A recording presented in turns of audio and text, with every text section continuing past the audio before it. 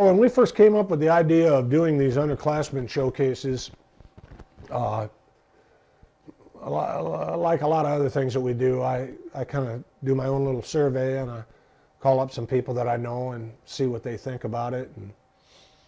And even though we had our mind made up, in fact, we'd had already started doing them. I happened to be on the phone one time with Dan Jennings, who I think he was the scouting director for Tampa Bay back then, but now he's a vice president with the Marlins.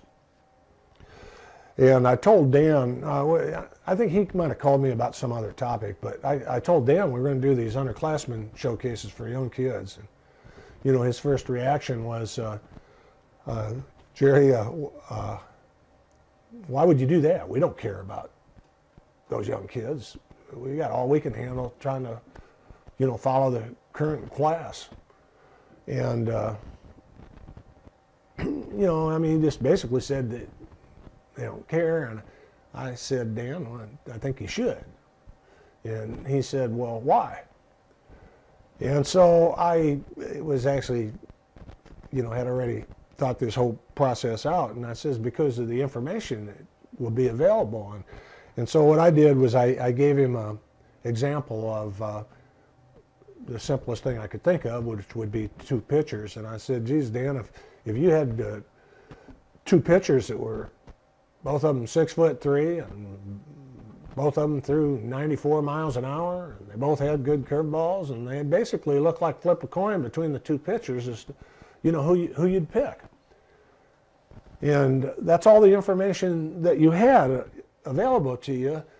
But now what would happen if you had let's say a 4-year history of those two pitchers, and you found out the one guy throwing 94 miles an hour was throwing 94 miles an hour last year, and 93 miles an hour 2 years ago, and 91 miles an hour 4 years ago, and the other kid was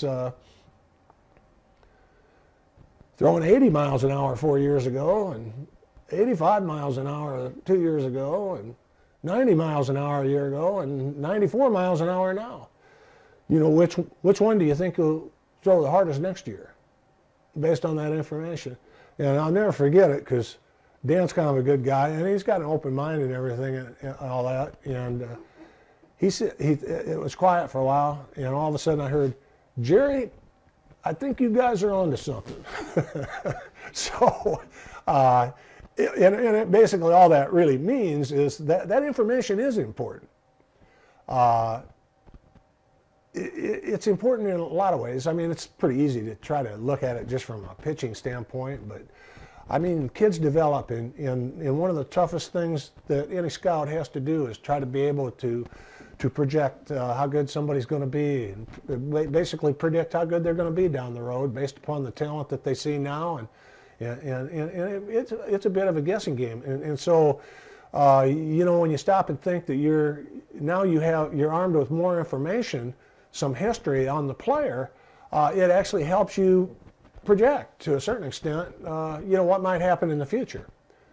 You know, the guy that's throwing 90 miles an hour for 3 straight years, I'm going to predict he'll throw 90 miles an hour next year. The guy that went 80, 85, 90, I might predict he'll throw 95 next year. Doesn't mean that it'll happen, but it makes sense.